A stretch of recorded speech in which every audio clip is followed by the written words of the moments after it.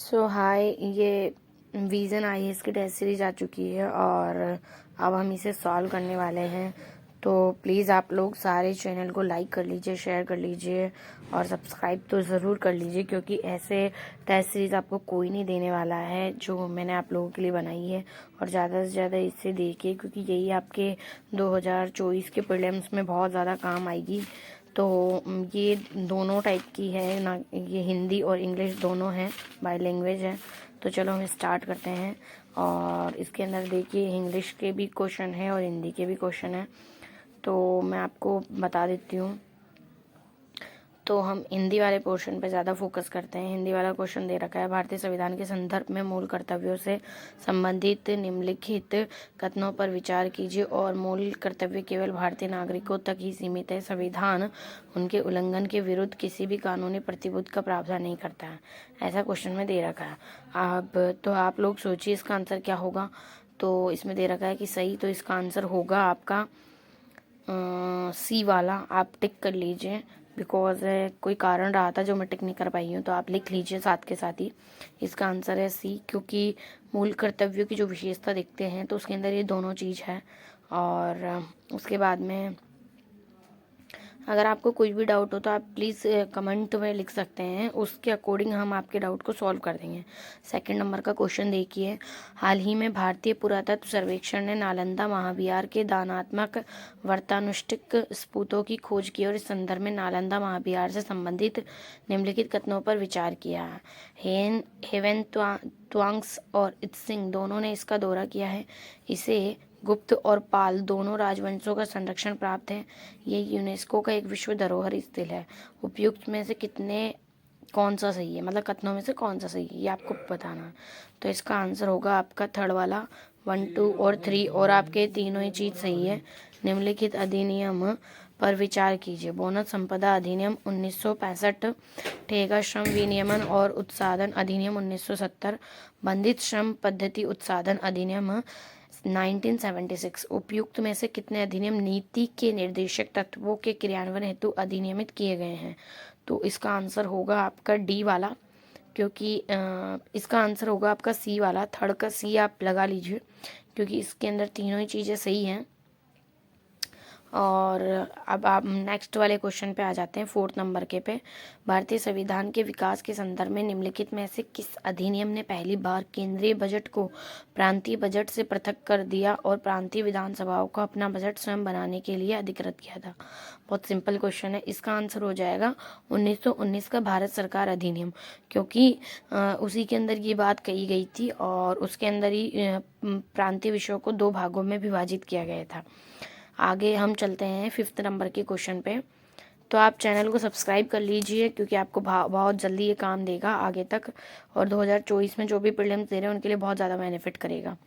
Fifth number का question, वस्तु एवं सेवा कर परिषद के संदर्भ में निम्नलिखित कथनों पर विचार कीजिए। वस्तु एवं सेवा कर परिषद एक संवैधानिक निकाय है। केंद्रीय राजस्व सचिव इस परिषद के पदेन सचिव के रूप में कार्य करते हैं।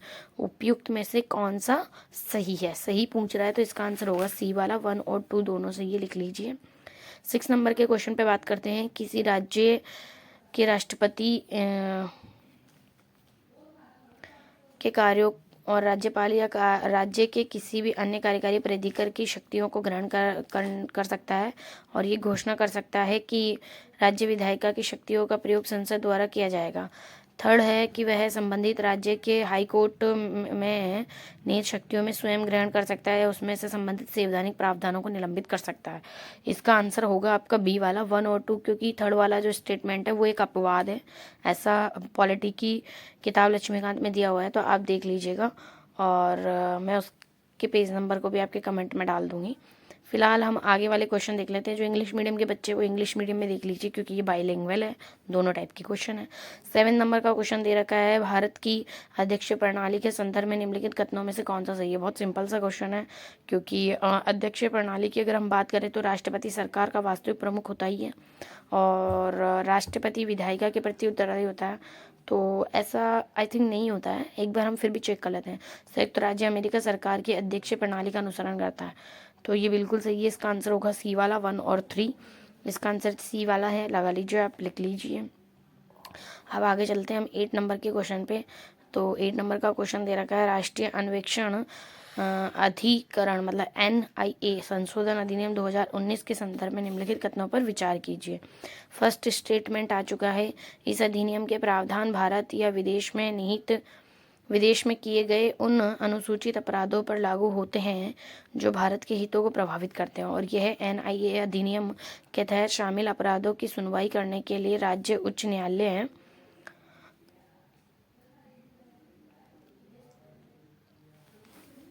राज्य के जो हाई कोर्ट होते हैं उनको विशेष न्यायालय के रूप में नामित करता है।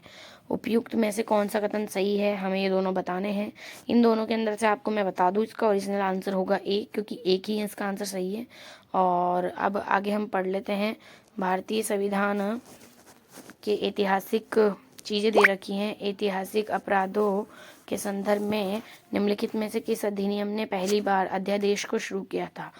तो कॉमन सेंस लगा लीजिए, इसके अंदर 1861 का भारतीय परिषद अधिनियम इसका आंसर होगा। इसका आंसर होगा बी वाला, 9th का बी वाला होगा। तो और आगे हम चलते हैं 10th वाले क्वेश्चन पे। तो प्रस्तावना में निहित शब्दों के संदर्भ में निम्नलिखित कथनों पर विचार कीजिए।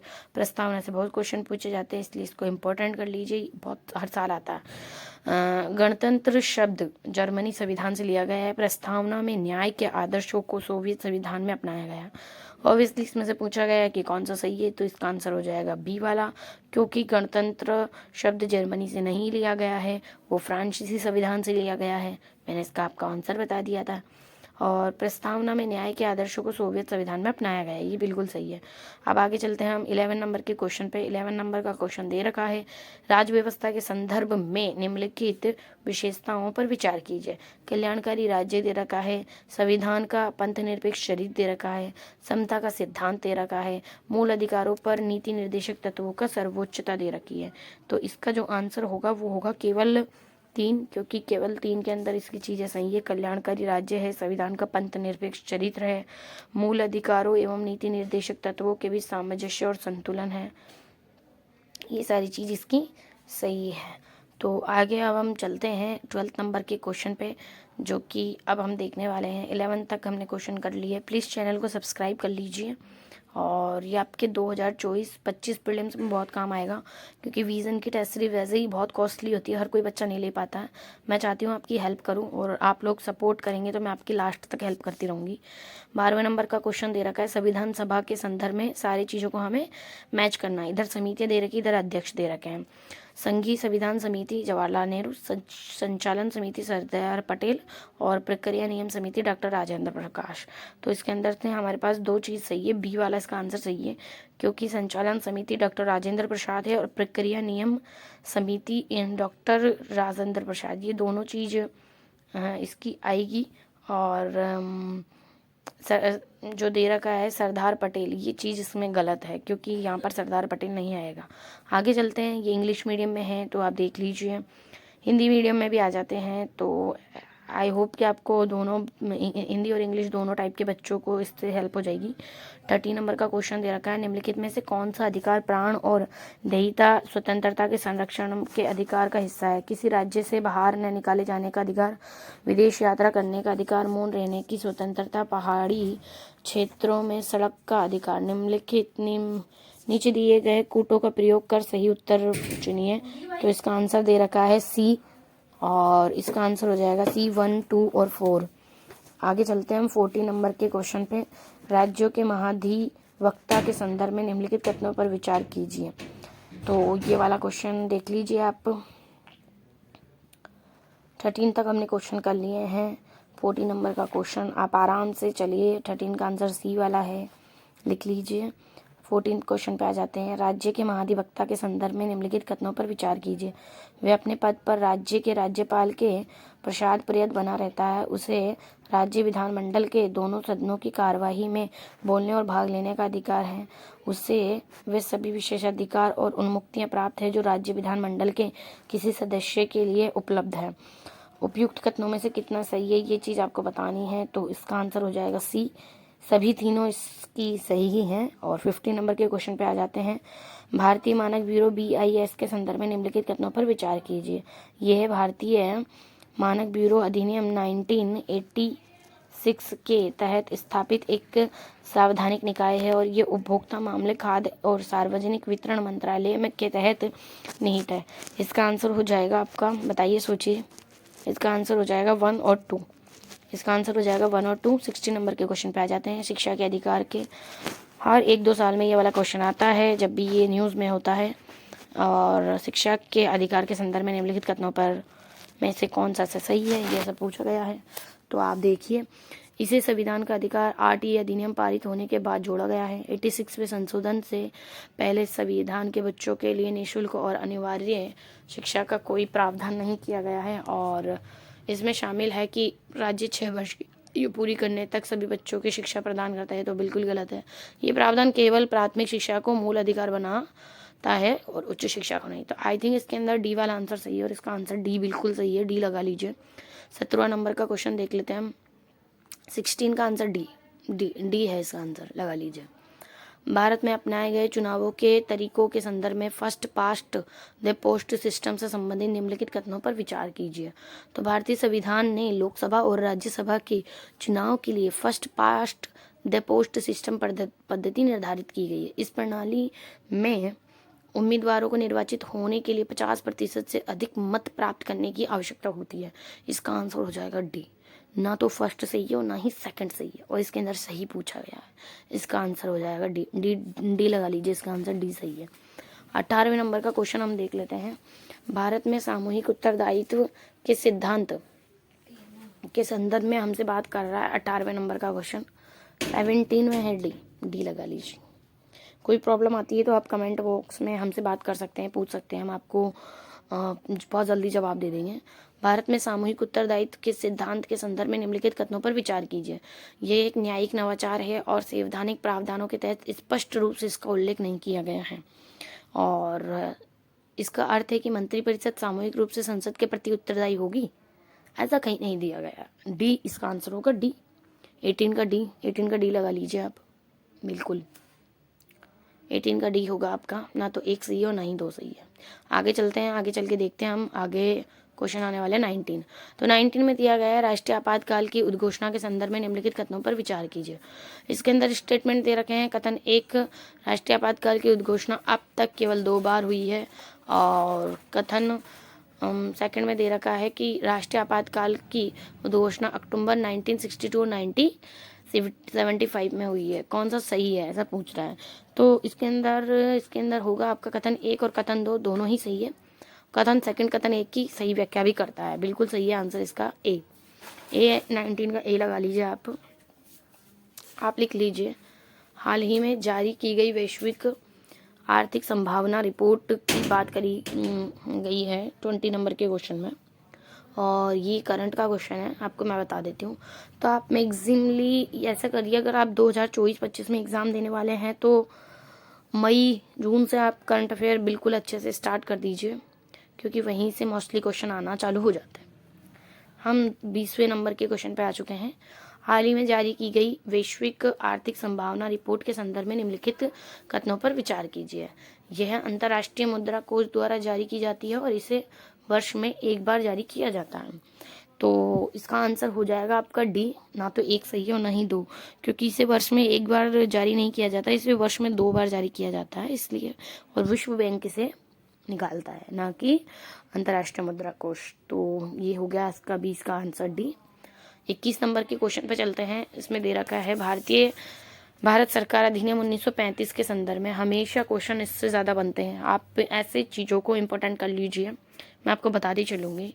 प्लीज़ आप चैनल को सेव कर लीजिए, इस वीडियो को सेव कर लीजिए, चैनल को सब्सक्राइब कर लीजिए।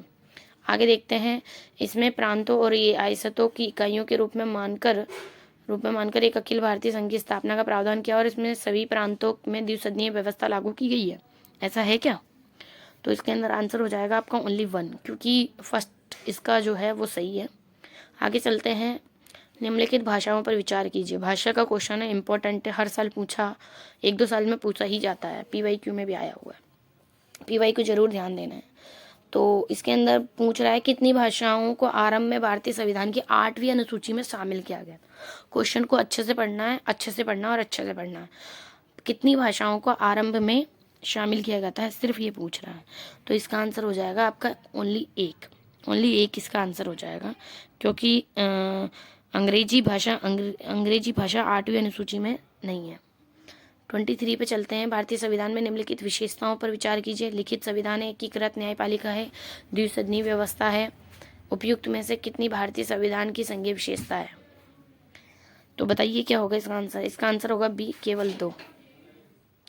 24 पे आ जाते हैं। भारत के संविधान को की संशोधन प्रक्रिया के संदर्भ में निम्नलिखित संशोधन पर कथनों पर विचार कीजिए। संशोधनों की बात की गई है। संविधान में संशोधन के लिए कोई विधेयक केवल लोकसभा में ही प्रस्तुत किया जाता है।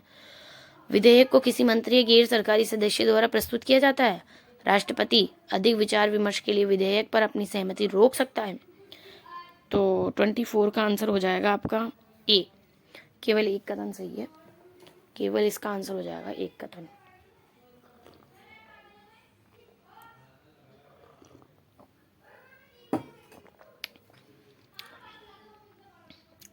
आगे चलते हैं, आगे चल के देखते हैं। 25 राज्य के निम्नलिखित नीति निर्देशक तत्वों डीपीएसपी पर विचार कीजिए। पर्यावरण का संरक्षण तथा संवर्धन और वन तथा वन्य जीवों की रक्षा करना। आर्टिकल 48 ए में दिया हुआ है। समान न्याय को बढ़ावा देना और गरीबों को निःशुल्क विधिक सहायता प्रदान करना। बालकों के स्वस्थ विकास के लिए अवसरों को सुरक्षित करना। उपयुक्त में से कितने डीपीएसपी 42वें संशोधन अधिनियम 1976 द्वारा शामिल किए गए हैं? तो बताइए, आपको पता होगा, कॉमन सा क्वेश्चन है। इसके तीनों ही आंसर सही है, आपको बता देती हूँ मैं। इसके तीनों ही आंसर सही है। 25 का आंसर हो जाएगा सी। 25 का आंसर सी हो जाएगा आपका। और 26 पे अब आ जाते हैं हम।